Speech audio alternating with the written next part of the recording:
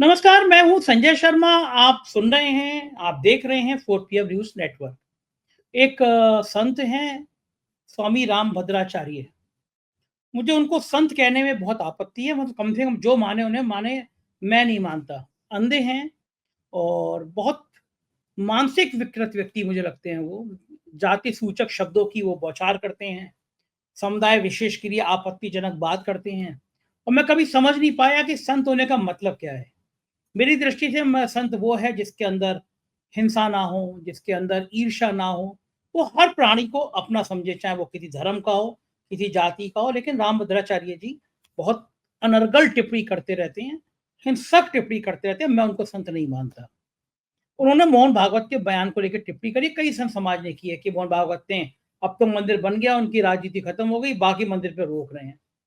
अभय दुबे से बातचीत करते हुए पूछा मैंने कि क्या ये मिला-जुला खेल है? अखिलेश यादव ने कहा कि अगर मोहन भागवत ये मानते हैं तो योगी आदित्यनाथ को मना कर दें। ये जिले-जिले में ये खुदाई-वुदाई का अभियान जो चल रहा है, माहौल खराब करने की जो कोशिशें चल रही हैं, चल तो उन्हीं के इशारे पर रही है। संघ तो आत्मा है भारतीय जनता पार्टी की। मैंने अभय दुबे से ही बातचीत की। साथ ही उनसे जानना चाहा कि ईडी का इतना हृदय परिवर्तन कैसे हो गया? जब डीके शिव कुमार कर्नाटक के डिप्टी सीएम पे बरी हुए और उन पे झूठे आरोप सामने आने लगे, और उसके बाद में एक के बाद एक हेमंत सोरेन निकल आए, संजय सिंह की जमानत हो गई, केजरीवाल की जमानत हो गई, मनीष सिसोदिया की जमानत हो गई। तब पता चला कि ईडी एक लंबी चौड़ी फर्जी कहानी तैयार करती है। तो ईडी के डायरेक्टर ने कहा कि अब बिना साक्ष्य की ये सब मत करो। तो बड़ी बात थी, क्या ईडी के डायरेक्टर ने मोदी और शाह से डरना बंद कर दिया है? क्या ईडी के डायरेक्टर समझ गए हैं कि इनकी चल नहीं रही है? इतना बड़ा हृदय परिवर्तन कैसे कर लिया? ये सारी बातें मैंने अभय दुबे जी से की हैं। रोचक बातचीत है, आपको अच्छी लगेगी, पूरी बातचीत सुनिएगा। चैनल को सब्सक्राइब और ज्वाइन करना ना भूलें। 4 पीएम न्यूज़ नेटवर्क में स्वागत है अभय दुबे जी आपका। मोहन भागवत ने एक बयान क्या दे दिया कि भई बार-बार ये मस्जिद के नीचे मंदिर और झगड़े, ये सब ठीक नहीं है और कुछ लोग इस तरह के झगड़ा उठाकर नेता बनना चाह रहे हैं। उस बयान पर तरह-तरह की प्रतिक्रिया सामने आ रही हैं। अखिलेश यादव ने कहा कि भैया तुम्हारी थिंक टैंक है वो, बीजेपी वाले तुम्हारी बच्चे हैं, चाले हैं, इस तरह का भाव हुँ। था। मना कर दो उनसे, बता किसको रहे हो कि नहीं हुँ, आना चाहिए, तुम्हारी तो योजनाएँ हैं। कुछ लोगों हुँ, ने कहा ये प्लानिंग है। मोहन हुँ, भागवत कुछ कहेंगे, बीजेपी कुछ कहेगी और करेंगे कुछ और। लेकिन कुछ संत भड़क भी गए। खास तौर हुँ, से मैं एक संत का उल्लेख करना चाहूँगा, स्वामी रामभद्राचार्य।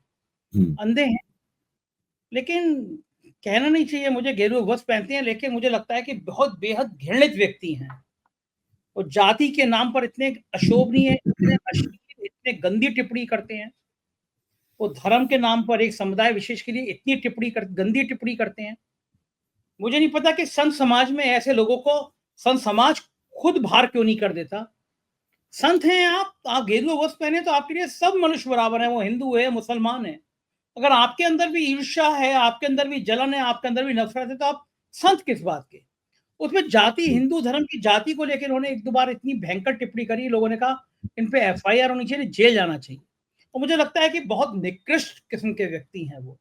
उन्होंने भी टिप्पणी करी और तमाम संत लोगों ने इस तरह की टिप्पणियाँ करी हैं मोहन भागवत के बयान को लेके। हुँ। आपको क्या लगता है ये धूरा कुश्ती है? क्योंकि एक तरफ संबल में खुदाई हो रही है, सर्वे हो रहे हैं, एक तरफ मोहन भागवत का बयान आ रहा है। और अखिलेश यादव ने कहा कि क्या मोहन भागवत के इशारे के बिना यूपी सरकार कर देगी? मोहन भागवत आज योगी आदित्यनाथ को कह दें, सर्वे बंद हो जाएँगे। बात तो सही है। योगी आदित्यनाथ की जो सबसे बड़ी ताकत है वो तो संघ ही है। और अगर मोहन भागवत ऐसा चाह रहे हैं तब भी यूपी सरकार कर रही है। तो क्या ये लूरा कुश्ती है कुछ और दिखा कुछ और रहे हैं, कोई और खेल? आपको क्या लगता है? संजय जी, इसको नूरा कुश्ती भी कहा जा सकता है, लेकिन मैं ऐसे कहूँगा कि 2 घोड़ों की सवारी है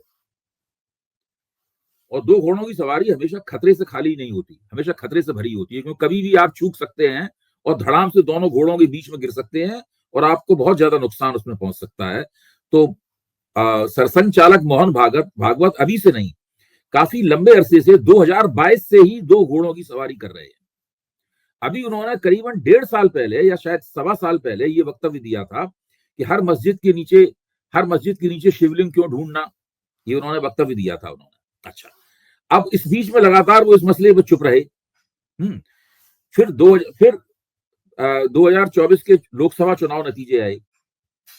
लोकसभा चुनाव नतीजे के बाद इन सब लोगों ने मिलकर ये तय किया कि हमें पूरे देश में इस तरह का माहौल बना देना है जैसा 90 के दशक में माहौल था। मैं तो कल्पना करता हूं कि एक कमरा है, उस कमरे में नरेंद्र मोदी, कल्पना है, कल्पना कह रहा हूं, अगर कल्पना चित्र बनाया जाए तो ऐसा बनेगा, नरेंद्र मोदी भी बैठे हुए हैं, अमित शाह भी बैठे हुए हैं, जगत प्रकाश नड्डा भी बैठे हुए हैं, मोहन भागवत भी हैं, दत्तात्रेय होसबोले भी हैं, ये सब लोग बैठे हुए हैं एक कमरे में, और कुछ विद्यार्थी परिषद वगैरह के कुछ लोग हैं, बजरंग दल के कुछ लोग हैं, सब ये तय कर रहे हैं कि हम जबरदस्त पूरे मुल्क में हिंदू मुसलमान करना है हमें हर हालत में। ऐसा माहौल बना देना है कि जैसा 90 के दशक में राम जन्मभूमि आंदोलन जब अपने शिखर पे था उस वक्त हो रहा था। अच्छा, उसी के बाद से, और आपस में हमें जो, और साथ में ये भी बात हो रही है कि हमारे बीच में आपस में जो मतभेद है वो हम निपटते रहेंगे उनसे, लेकिन इस मामले में हम एक हैं। ये कल्पना चित्र जो मैं आपके सामने पेश कर रहा हूं। इसके बाद देखिए आप, फिर बटेंगे तो कटेंगे, एक है तो सेफ हैं, और फिर संभल कांड, ये सब सारे प्रकरण निकलकर सामने आते हैं। उत्तर प्रदेश के मुख्यमंत्री कहते हैं कि अगर दंगा होना है तो हो जाए, एक बार आर पार हो जाए। रोज वो मुसलमानों के खिलाफ घिनौने बयान देते हैं, नित्य प्रति मुसलमानों के खिलाफ घिनौने बयान देते हैं। अच्छा, आप स्वामी रामभद्राचार्य जी से नाराज हैं, बिल्कुल सही नाराज हैं आप, लेकिन जो उत्तर प्रदेश के मुख्यमंत्री हैं उनके नाम के आगे योगी लिखा जाता है, योगी, और वो एक बहुत ऐतिहासिक एक ऐतिहासिक जो धर्मपीठ है, गोरखपीठ, गुरु गोरखनाथ, जिनका बहुत क्रांतिकारी भूमिका थी भारत के आध्यात्मिक और सामाजिक इतिहास में, गुरु गोरखनाथ की क्रांतिकारी भूमिका थी, उनके उत्तराधिकारी हैं वो, तकनीकी रूप से अगर कहा जाए। आप में कभी उनके अंदर कोई यौगिक शक्ति दिखी? कभी लगा कि ये आदमी शास्त्रों का कोई जानकार है, इसने कुछ धर्म ग्रंथ पढ़े हैं? कभी उनकी जुहा पर वेद पुराण शास्त्र तंत्र बड़े बड़े जो भारत की महान ज्ञान परंपरा है उसका कोई 1.001 अंश भी उनकी जुहा पे आपको सुनाई पड़ा आपको? सिवाय इसके उनके बारे में कहा जाता है कि उठ के सवेरे गायों को चारा खिलाते हैं। इसके अलावा कभी आपने उनके मुंह से कभी शांति की, परमार्थ की, कल्याण की, प्रेम की, स्नेह की, ये कोई बोली आपने अपने उनके मुंह से सुनी है आज तक? कोई बुलडोजर सुना है, बुलडोजर। हाँ, बुलडोजर सुना है, मिट्टी में मिला दूंगा, गोली सोड़ा, मतलब यही सब बातें, बर्बाद कर दूंगा, यही सब बातें कर रहे हैं। मैं उन्हें बाहुबली मुख्यमंत्री कहता हूं। वो उनकी पूरी भाषा बाहुबलियों वाली भाषा है, उनका पूरा मॉडल जो है प्रशासन का वो बाहुबली मॉडल है उनका। अच्छा, अब ठीक है, ये रामभद्राचार्य जैसे तो बहुत से लोग हैं, स्वामी साक्षी जिनको टिकट देती है बीजेपी, लगातार मर्डर का मुकदमा चल चुका है उनके ऊपर। सारे मुकदमे, यानी किन-किन धाराओं में, महिलाओं से छोटे मोटे व्यक्ति मर्डर का मुकदमा नहीं चला है उनके ऊपर। तो मैं ये कहना चाहता हूं कि इस तरह के लोगों से जो हिंदुत्व की राजनीति है पूरी ठसाठस भरी हुई है। ऐसे ही लोगों पे एक आचार्य गिरिराज किशोर थे, जिनके बारे में प्रभाष जी ने लिखा है कि ऐसे लोग भी अपने आप को आचार्य लिखते हैं, धत्कर्म, मतलब वो कह रहे धिक्कार है, ऐसे लोग भी अपने आप को आचार्य लिखते हैं, नाम के साथ आचार्य लिखा जाता है इनके। ऐसे लोगों से ये पूरा का पूरा आंदोलन भरा हुआ है। नरेंद्र मोदी भारत के प्रधानमंत्री हैं, वो साधु संत नहीं है, लेकिन वो विष्णु भगवान का अवतार अपने आप को कहते हैं। जो विष्णु भगवान का अवतार है, विष्णु भगवान के अवतार को ये क्या शोभा देता है जैसी उसने लोकसभा चुनाव में मुहिम चलाई मुसलमानों के खिलाफ। ठीक बात है। तो मतलब ये है कि इनको आप किससे नाराज होंगे, किससे खुश होंगे? कोई 19 है, कोई 20 है, 19-20 भी नहीं है, ये सारे के सारे एक ही हैं। इसे एक अंग्रेजी की कहावत है, उसका एक मेरे मित्र ने उसका हिंदी, मैं अंग्रेजी में बोल रहा था कहावत को, तो उसने हिंदी में उसका अनुवाद करके बताया कि सब एक ही थान के टुकड़े हैं, एक ही थान के कटे हुए टुकड़े हैं। अंग्रेजी की कहावत है कि they are all cut from the same cloth, these are the people who are cut from the same cloth. तो वो एक ही थान के कटे हुए टुकड़े हैं ये, इनसे और कोई उम्मीद करना व्यर्थ है। दूसरी, अब इसमें एक और दूसरी समस्या इसके साथ जुड़ी हुई, वो समझ, जो मोहन भागवत ने वक्तव्य दिया है, मोहन भागवत एक तरफ तो ये चाहते हैं कि जब हम ये खुदाई और सर्वे और उसके आधार पर हिंदुओं की सांप्रदायिक प्रतिक्रिया आयोजित करने का जो की राजनीति है, जो संभल में हो रही है और जो राम जन्मभूमि आंदोलन में हुई थी राजनीति, उस राजनीति को वो जब चाहे तब करें अपने राजनीतिक गोटी लाल करने के लिए। अब उनको पश्चिमी उत्तर प्रदेश का सांप्रदायिकीकरण करना है, क्योंकि उन्हें लग रहा है कि 2027 के विधानसभा चुनाव में अगर बीजेपी हारी तो पश्चिमी उत्तर प्रदेश से ही हारती हुई चली जाएगी पूरे उत्तर प्रदेश में। सबसे पहले वोट पश्चिमी उत्तर प्रदेश में पड़ता है, वहीं से पराजय का सिलसिला शुरू हो जाएगा। और पश्चिमी उत्तर प्रदेश में जो बड़ी मजबूत जातियां हैं जो इनके फेवर में, इनके पक्ष में हुआ करती थी, जिन्होंने 14 में जिताया, जिन्होंने 17 में जिताया, जिन्होंने 19 में जिताया, वो अगर खुल के पूरी तरीके से खिलाफ नहीं है तो पक्ष में भी नहीं है। मतलब उनके समर्थन के ऊपर पूरी तरह इन लोगों को संदेह है। यह स्थिति है। तो इन्हें पश्चिमी उत्तर प्रदेश का सांप्रदायिकीकरण करना इनकी निकट दूरगामी भविष्य की राजनीति के लिए बहुत आवश्यक है। संभल में वो प्रयोग चल रहा है और उस प्रयोग में सब जगह खुदाई हो रही है। अगर सुप्रीम कोर्ट ने सर्वे में रोक लगा दी तो खुदाई भी तो रोक नहीं लगाई, वहां बावड़ी खुद रही है, मस्जिद का चबूतरा नगरपालिका खो दिया, नगरपालिका ने मोर्चा संभाल लिया है, नगरपालिका सब जगह खुदाई करवा रही है, एक बावड़ी खुद रही है, एक कुएं में घुस के उसमें से मूर्तियां निकाली जा रही हैं। आप हिंदुस्तान के किसी भी कुएं में घुसिए, वहां पे 1-2 मूर्तियां मिल जाएंगी। लोग पानी आसपास न होने की वजह से कुएं में ही मूर्तियां सिरा देते हैं। मैं एक ऊपर रखूंगा भैया जी, 2 उदाहरण दूंगा। मैं जहाँ रहता हूँ मेरे घर पे बिल्कुल पीछे गोमती नदी बहती है, एकदम पीछे बहती है, आपने देखा ही है। उस गोमती नदी में हर साल जहां पूरे इलाके की जब मूर्ति पूजा होती है तो मूर्ति डाल दी जाती है। कल को नदी में कोई मूर्ति गली नहीं, फिर खुदाई हो 100, 200, 500 साल बाद तो नदी के नीचे से मूर्ति निकल आएंगे, फिर पता चला यहाँ मंदिर था। एक भारतीय जनता पार्टी के बहुत बड़े नेता केंद्रीय मंत्री रहे हैं, वो मेरे साथ गाड़ी में थे, मैं गाड़ी चला रहा था, मेरे बराबर में बैठे हुए थे। तो मायावती जी की मूर्ति लगी है यहाँ पे, सामने से निकले हम दोनों जने, हम वही थे, उनके घर गाड़ी में थे, मुझसे बात कर रहे थे।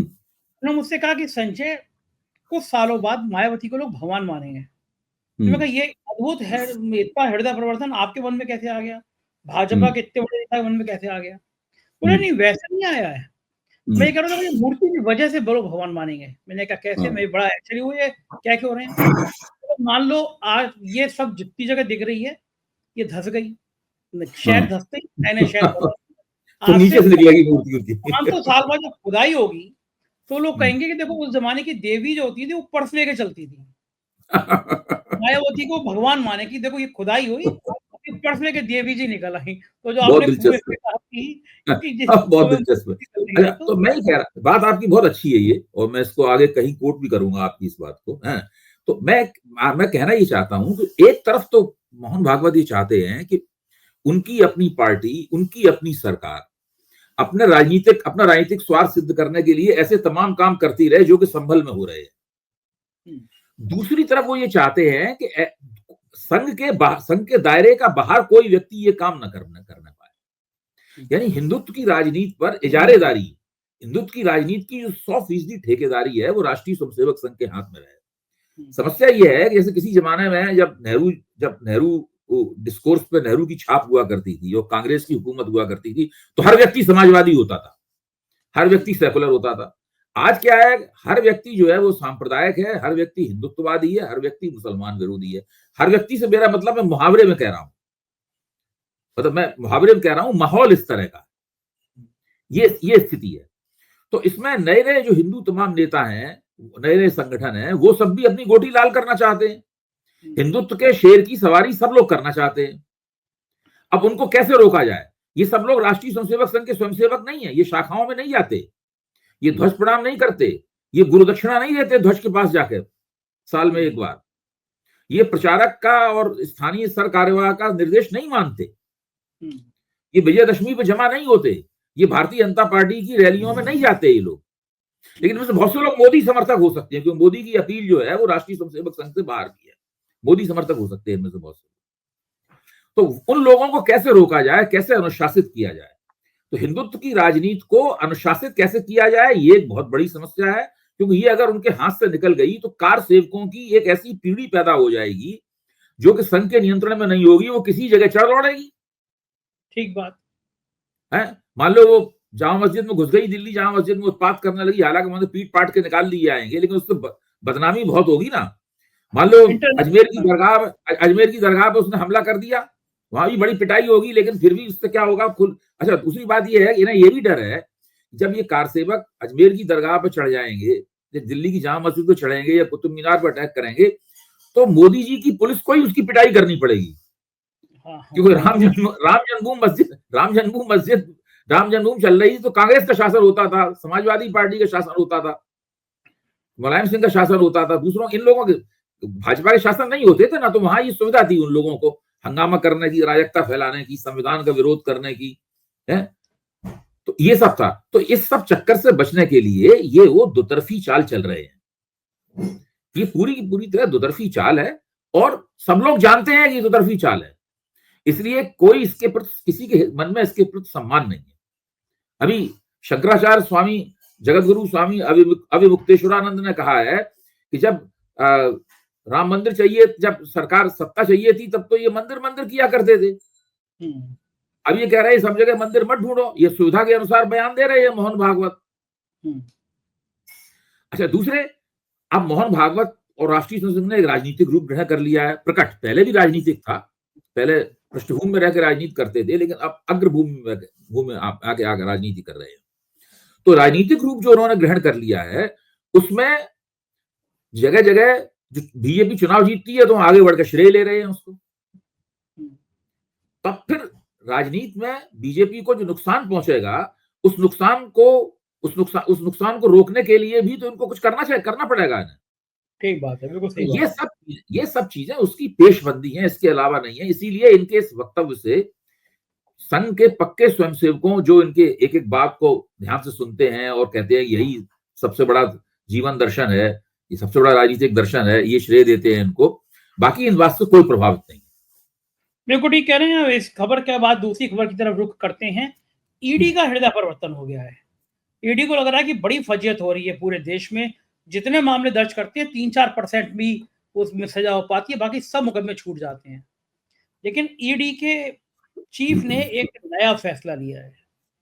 उस नए फैसले ने, मैं बड़ा हैरान हूं कि जो फैसला लिया है, क्या वो मोदी जो शाह से पूछ के लिया होगा या बिना पूछे लिया? ईडी अपनी बदनामी नहीं कराना चाहती क्या? ईडी स्वतंत्र होना चाहती है? ईडी जो फैसला कर रही है कि भैया हम केवल आपको प्राथमिक आधार पे कोई साक्ष्य नहीं है और हमने मुकदमा कर दिया, हमें सबसे बचना चाहिए।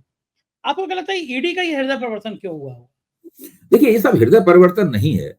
ये है क्या कि चूंकि ईडी का लगातार राजनीतिक इस्तेमाल किया मोदी सरकार ने, तो राजनीतिक इस्तेमाल करने के लिए आप किसी भी राजनेता को आपको जेल में डालना है, और किसी भी दफा में जेल में डालेंगे तो उसको जमानत मिल जाएगी। कोई फायदा नहीं है जेल में डालने की। जमानत मान लो 1 हफ्ते भी नहीं मिली तो 15 दिन में मिल जाएगी, वरना महीने भर में मिल जाएगी जमानत।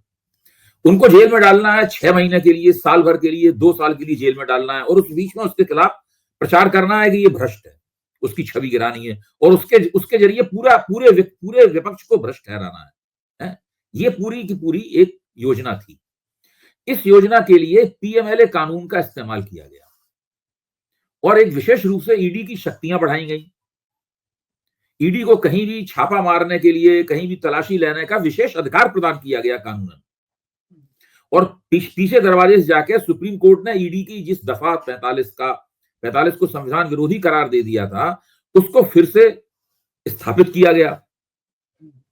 इसके बाद में उस दफा के तहत किसी भी व्यक्ति को पकड़ के कि ये साजिश कर रहा था और ये इसे कहते नहीं कि मनी लॉन्ड्रिंग की जो कॉन्स्पिरेसी थी उसका हिस्सा है।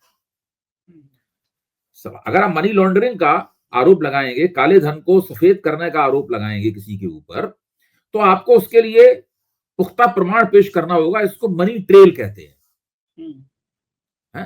लेकिन अपने राजनीतिक आकाओं के कहने पर ईडी ने हथकंडा ये निकाला कि मनी ट्रेल तो किसी के खिलाफ मिलेगी नहीं।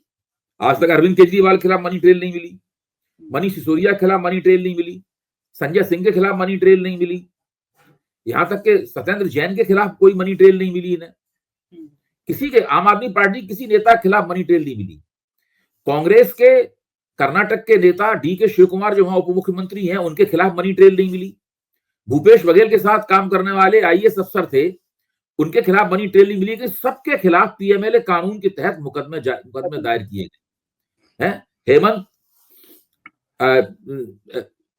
सोरेन के खिलाफ मनी ट्रेल नहीं मिली, किसी के खिलाफ मनी ट्रेल नहीं मिली। तो इन सबके ऊपर आरोप ये लगाया गया कि ये एक साजिश में शामिल थे। उस साजिश में इससे बात करते हुए सुने गए इनके खिलाफ। अच्छा, उसके लिए क्यों कोई ठोस सबूत नहीं था तो किसी को ठोक पीट कर गवाही दिलवा दी गई। लोगों को पहले किसी आदमी को मुकदमे में फंसाया, फिर उससे कहा अगर तुम गवाही दे दोगे हमारे हिसाब से तो मैं वायदा माफ गवाह कर लेंगे। जैसा कि वो है केजरीवाल जो दिल्ली में तथाकथित शराब घोटाले में उसी गवाह का इस्तेमाल किया गया। आंध्र प्रदेश, तेलंगाना का जो है हम लोग जानते हैं, आंध्र प्रदेश का, हैदराबाद का, उसका इस्तेमाल किया गया। तो मेरे कहने का मतलब ये है कि सुप्रीम कोर्ट ने बार बार ये कहा कि इन सब तरीकों से काम नहीं चलेगा। सुप्रीम कोर्ट में जब ये मुकदमे पहुंचे तो सारे मुकदमे गिर गए। डीके शिव कुमार के खिलाफ मुकदमा गिर गया। भूपेश बघेल के जो के नजदीकी जो आईएएस अफसर थे उनके खिलाफ मुकदमा गिर गया। आम आदमी पार्टी के तमाम नेताओं के खिलाफ सुप्रीम कोर्ट ने कड़ी टिप्पणियां की उनके खिलाफ, और उनको सबको जमानतें उन्होंने दे दी। वो सब लोग अब राजनीति में भाग ले रहे। अब हालत यह है कि अब ईडी और उपराज्यपाल की मदद से भारतीय जनता पार्टी दिल्ली में अफवाहें उड़ा रही है। अफवाह उड़ा रही है कि उपराज्यपाल ने फिर से अरविंद केजरीवाल के खिलाफ मुकदमा चलाने का ईडी को निर्देश दे दिया है। लेकिन जब आम आदमी पार्टी ने पूछा जो उन्होंने अनुमति दी है उसका लेटर दिखाओ हमें, तो बीजेपी वाले चुप हो गए।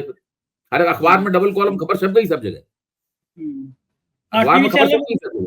तब मनीष सिसोदिया ने बयान दिया कि ये तो सिर्फ अफवाह उड़ा रहे हैं। तो अभी भी उसी हथकंडे का इस्तेमाल कर रहे हैं। तो लगातार ईडी की बदनामी हो रही है बहुत बुरी तरीके से। उस बदनामी से बचने के लिए उनके डायरेक्टर राहुल नवीन ने अपने स्टाफ को निर्देश दिए हैं कि जब तक आपके पास ऐसे सबूत ना हो जो कोर्ट में टिक सकें, केवल कॉन्स्पिरेसी के आधार पर आप पीएमएलए कानून में किसी की गिरफ्तारी ना करें, वो आरोप किसी के ऊपर न लगाएं। ये बहुत महत्वपूर्ण बात है। इससे सीधे ये लगता है कि अभी तक तथाकथित विपक्ष के भ्रष्टाचार के खिलाफ भारतीय जनता पार्टी पिछले 1.5-2 साल से प्रयोग कर रही थी, और जो लोकसभा चुनाव में मुंह के बल गिर पड़ा प्रयोग, और हेमंत सोरेन की जीत के बाद वो प्रयोग और भी ज्यादा मुंह के बल गिरा। हेमंत सोरेन को आपने भ्रष्टाचार में आरोपित किया था, वो आदमी दबा के जीता, और इस वक्त मुख्यमंत्री है। अभी दिल्ली में भी यही होने वाला है कमोवेश। तो ऐसी हालत में इन सब लोगों की बड़ी बदनामी होगी, बहुत नाक कटेगी। उसको बचने के लिए ये किया गया। अच्छा, मुझे बताइए कि ये जो फैसला लिया राहुल नवीन ने, ये कहा, ये क्या मोदी जी को अच्छा लगेगा? ऐसा कहना, भले वो छूट जाए, बदनामी हो, कुछ भी हो, लेकिन परेशान तो होते हैं। राजनीति में आगे पीछे जाना पड़ता है, राजनीति में एक कदम आगे बढ़ाना पड़ता है, कभी कभी 2 कदम पीछे भी आना पड़ता है। अब आप देखिए ना, संसद में कानून पारित होने वाली प्रक्रिया को देखिए।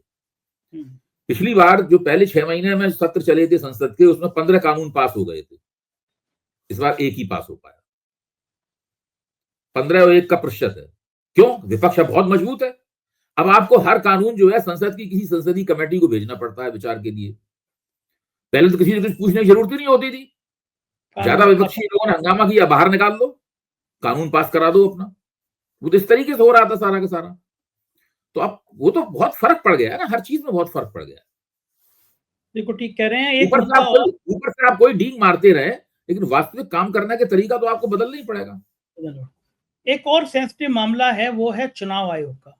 चुनाव आयोग अलग अलग निर्देश जारी कर दे रहा है कि साहब आपको इसको किसी की कोई वीडियोग्राफी नहीं दी जाएगी, कोई दस्तावेज नहीं दिया जाएगा। महमूद प्राचा ने, जो जाने माने एडवोकेट हैं, उन्होंने हाई कोर्ट में रिट की थी। तो बिल्कुल चुनाव आयोग ने तो कसम खा रखी, जब तक जनता सड़क पे आकर इनके दिमाग ठीक नहीं करेगी तब तक ये कुछ भी करते रहेंगे इस देश में। क्या यही इसी बात का इंतजार कर रहे हैं चुनाव आयोग? देखिए, ये जो अभी एक सरकार ने जो कानून बदले हैं, जिसके अंदर कोई भी जो डिजिटल इंफॉर्मेशन थी, जो डिजिटली इंफॉर्मेशन मौजूद है चुनाव की प्रक्रिया के बारे में, उसको कोई भी व्यक्ति देख सकता था। उसके ऊपर कानून बदल के उसके ऊपर रोक लगा दी है केंद्र सरकार ने। अब उसको देखने के लिए पहले तो कोर्ट जाना पड़ेगा, कोर्ट का आदेश लाना पड़ेगा, तब वो उस चीज को देख पाएगा। वरना कोई भी कभी भी देख सकता था, जानकारी हासिल कर सकता था। एक तरह से वो लोगों को सूचित होने के अधिकार का हिस्सा था। अब उस हिस्से से उसको बाहर निकाल लिया गया है। अच्छा, कांग्रेस ने यह आरोप लगाया है कि, और सरकार से जब पूछा गया भाई आपने ऐसा क्यों किया, किस तोफैल में किया, कि वो तो चुनाव आयोग ने सिफारिश की थी। अच्छा, अब सवाल उठता है चुनाव आयोग ने क्यों सिफारिश की थी? चुनाव आयोग ने किससे पूछ के सिफारिश की थी? चुनाव आयोग ये महत्वपूर्ण कदम, ये दूरगामी प्रभावों वाला कदम, दूरगामी नतीजों वाला ये कदम कैसे चुनाव आयोग के दिमाग में आया कि हमें इस सरकार को हम सलाह दें? क्या चुनाव आयोग ने राजनीतिक दलों से कोई बातचीत की? भाई चुनाव प्रक्रिया में कौन भाग लेता है? राजनीतिक दल भाग लेते हैं ना। किसके पक्ष और विपक्ष में चुनाव आयोग फैसला सुनाता है? राजनीतिक दलों के पक्ष में चुनाव फैसला। क्या भारत में बहुदलीय लोकतंत्र है और वो किसी भी अन्य लोकतांत्रिक देश के मुकाबले हमारे यहाँ पार्टियों की संख्या ज्यादा है। हमारे यहाँ काफी पार्टियां हैं। ब्रिटेन में और अमेरिका में देखिए 2-3 पार्टियों से ही उनका लोकतंत्र मुद्दतों से चल रहा है और आगे भी चलता रहेगा। भारत में ऐसा नहीं है। नई पार्टियां बनती रहती हैं, पुरानी पार्टियां समाप्त नहीं होती हैं, पार्टियों की संख्या बढ़ती ही रहती है, निर्दलियों की संख्या बहुत होती है भारत में चुनाव में। तो ऐसी स्थिति में एक बहुदलीय लोकतंत्र के लिए आवश्यक यह है कि लगातार आप दलों के साथ बातचीत करते रहें, उनके सुझाव लेते रहें, उससे पूछते रहें और उसके आधार पर आप निर्णय लें। बड़े बड़े दल हैं। आम आदमी पार्टी एक ऐसा दल है, इसकी 2 राज्यों में सरकार है। कांग्रेस की कई राज्यों में सरकार है। एक राज्यों में सरकार वाले तो और भी बहुत से दल हैं। यहाँ तक कि ये सरकारी बहुदलीय सरकार है। केंद्र सरकार एक पार्टी की सरकार नहीं है। केंद्र सरकार ही बहुदलीय सरकार है। कई दल उसके अंदर शामिल है, तब बहुमत वहां पर बन रहा है। भाजपा का अकेले बहुमत नहीं है। ऐसी हालत में चुनाव आयोग ऐसी मनमानी क्यों कर रहा है कि बिना दलों से बातचीत किए हुए इतने महत्वपूर्ण फैसले ले रहा है और सरकार को सिफारिश दे रहा है कि आप ऐसा कर दीजिए, कानून बदल दीजिए इसके जरिए। तो कांग्रेस ने ये आरोप लगाया है जो कि जायज आरोप है। तो ये कांग्रेस ने ये भी कहा है कि चुनाव आयोग की साख लगातार गिर भी रही है। सही बात। हाँ, क्योंकि जो पार्टियां हैं, जो दल हैं, वो सोचते हैं कि ये तो हमारे हितों का रक्षक नहीं है, ये हमें लेवल प्लेइंग फील्ड मुहैया नहीं करा रहा है संगठन ये। ठीक, बिल्कुल ठीक कह रहे हैं। और ये आम आदमी के मन में बहुत निराशा भी पैदा हो रही है। बहुत शुक्रिया अभय जी, इतनी बातचीत की आपने, विस्तार से समय दिया। तो ये थे अभय दुबे जी, और मुझे यकीन है ये बातचीत आपको पसंद आई होगी। आपके प्यार भरे कमेंट का मुझे इंतजार रहेगा। Thank you.